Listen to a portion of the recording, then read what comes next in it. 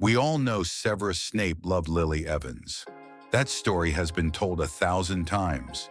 It's been cried over, debated, turned into art and poetry and heartbreak. But what if that wasn't where his story of love began? What if, long before Lily, long before Hogwarts, long before the dark mark in the potions classroom and the man he became, there was someone else?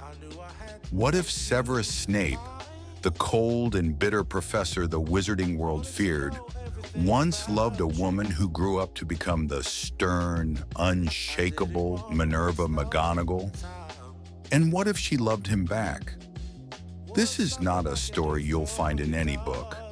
This is the story that happened in the spaces between the pages. The story that explains things about both of them that J.K. Rowling never quite answered. This is their untold story. Imagine a Scotland summer 1960. Minerva McGonagall is 15 years old, not yet the woman with the sharp bun and the tartan robes. Not yet the professor who could silence a room with one look.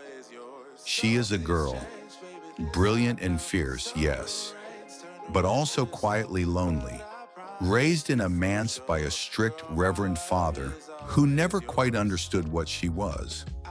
A girl who had to hide her magic like it was something to be ashamed of. She is spending the summer in Edinburgh, staying with her mother's family, and that is where she first sees him. Severus Snape, except in this story, he is older than we know him. This is not the 11-year-old boy with the greasy hair. This is a young man, 17, standing outside a second-hand bookshop on a gray Edinburgh street, reading the spine of a potions text like it was a love letter. He looks strange, too thin, too pale, a faded coat that doesn't quite fit, a face that hasn't yet learned to be cold. She almost walks past him, but then she sees the book he's holding, an advanced magical theory text, years above their level, and something in her stops. "Have you actually read that?" she says, not a question, more of a challenge. He looks up, and for a moment, just a moment, there is no mask on his face. He is just a boy who is surprised that anyone has spoken to him. "Twice," he says. She holds out her hand for it, and that is how it begins. That summer becomes something neither of them expected. They meet every few days, always at the bookshop, always pretending it was accidental. They walk along the water of Lethe. They argue about transfiguration theory and potion substitution, and whether magic has a consciousness of its own. Severus has never had a friend like this. He has never had anyone who spoke to him like he was worth listening to. His home life, even here, even at this age, is a wound he doesn't let her see, but she sees it anyway. In the way he flinches at loud noises, in the way he goes very still when she raises her voice, even in excitement. And Minerva, who has spent her whole life being the responsible one, the sensible one, the girl who does not show weakness, finds herself telling him things she has never told anyone. About the loneliness, about pretending to be ordinary, about wanting so much more than what the world seems to be offering her. He listens. That's the thing about Severus Snape that history forgot to mention. Before the cruelty, before the bitterness, before the years of serving the darkest wizard alive, he was someone who knew how to listen. By August, something has shifted between them. It is unspoken. It is fragile. It is the kind of thing that only exists in the last days of summer, when you are 17 and 15, and the whole world still feels possible. The night before she returns home, they sit on the bank of the river in the dark, and he tells her something he has never told anyone. He tells her he's afraid of who he might become. She doesn't laugh. She doesn't give him a sensible speech. She just says, "Then don't become that person." And he looks at her like she has handed him something precious and breakable. He does not kiss her. He almost does, but he doesn't. And then summer ends. They go back to Hogwarts. He is a 7th year. She is a 5th year. And suddenly, the ease of that Edinburgh summer is replaced by something harder. Corridors and house tables, and the social rules of the school that neither of them quite fits into. They don't speak much. It would look strange. He is a Slytherin. She is a Gryffindor. The world between those two things is vast. But they find small ways. A look across the library, a book left on the wrong table with a passage underlined. Once, after she is badly injured during a Quidditch match and taken to the hospital wing, he spends 3 hours in the library researching healing potions. Not for class, not for any reason he would admit, and leaves the notes outside the hospital wing door without a name attached. She knows it's him. She always knows. But this is also the year that something starts to go wrong with Severus. But this is also the year that something starts to go wrong with Severus.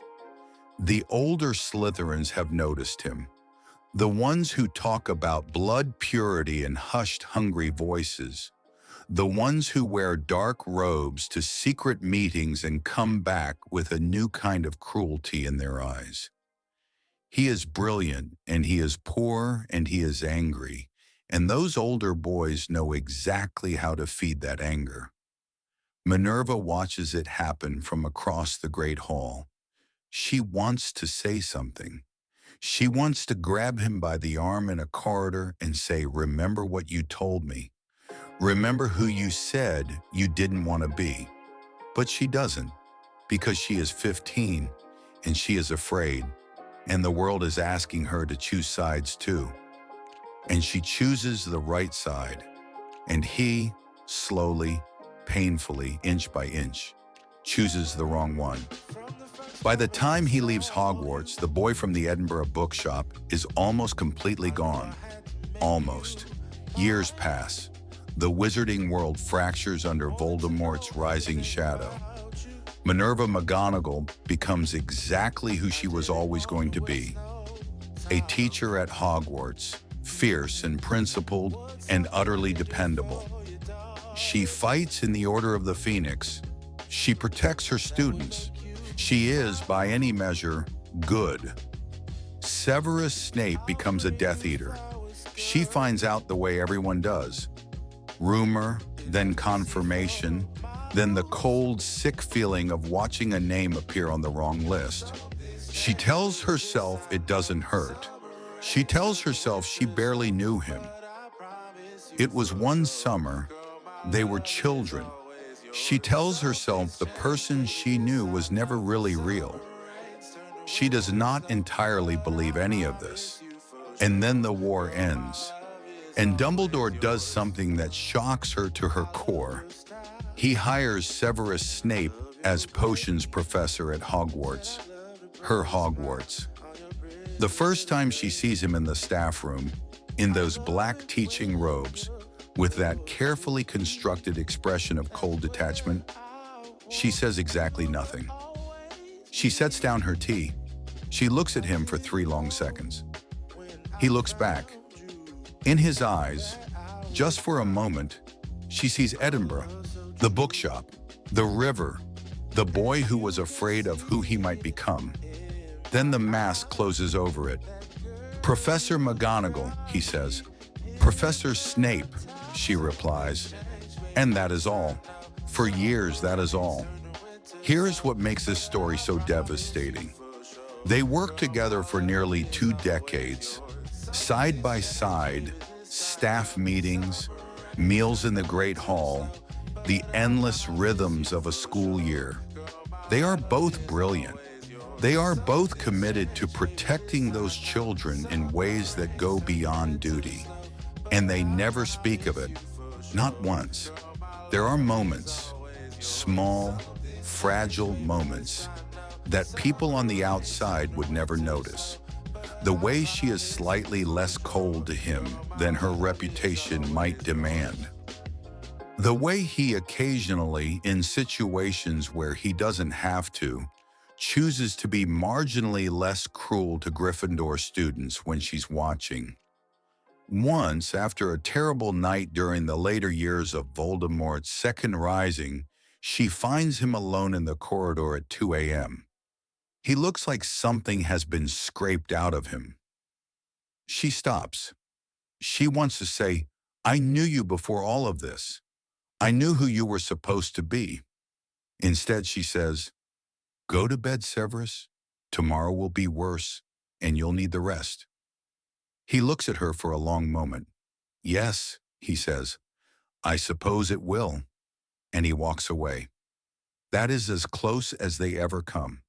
When Harry Potter arrives at Hogwarts, Minerva watches the Cold War between Snape and this small, dark-haired boy, and something about it troubles her deeply.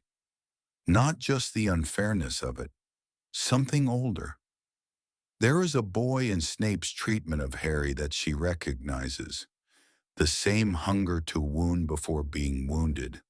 The same desperate cruelty of someone who has never found any other way to protect himself. She wants to grieve for it. She mostly just gets angry at him in staff meetings instead. It is, she understands, her own version of not knowing what else to do. The Battle of Hogwarts. Minerva McGonagall duels Severus Snape in the corridor outside the Great Hall. She doesn't know what we know. She doesn't know about Dumbledore's plan. She doesn't know that the man she is fighting has been carrying a secret so heavy that it would have broken almost anyone else. She just knows that he has crossed a line she cannot forgive. She fights him with everything she has, and then he is gone, fleeing into the night. And she turns back to the battle, and there is no time to think about what just happened. No time to feel anything except the urgent present. Hours later, she learns what he was. She learns what he did, not for Voldemort, for Dumbledore, for Lily, for a love that predated Harry Potter's entire life. She learns that Severus Snape died in that boathouse, alone, telling a boy who hated him to look into his eyes, just to see the green eyes of the woman he loved one last time.